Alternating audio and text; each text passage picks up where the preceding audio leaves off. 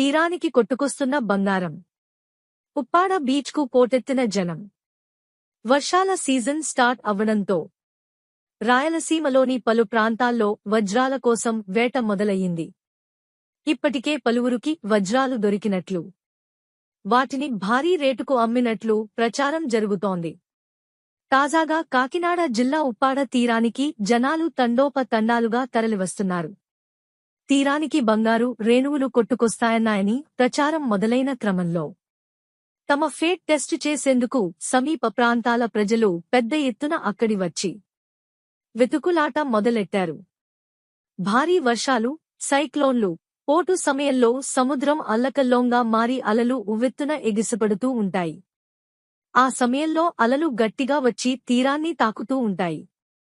ఈ సమయంలో అలలతో పాటు ఇసుక, పలు రకాల సముద్ర జీవలు, ద్రవ, ఘన పదార్థాలు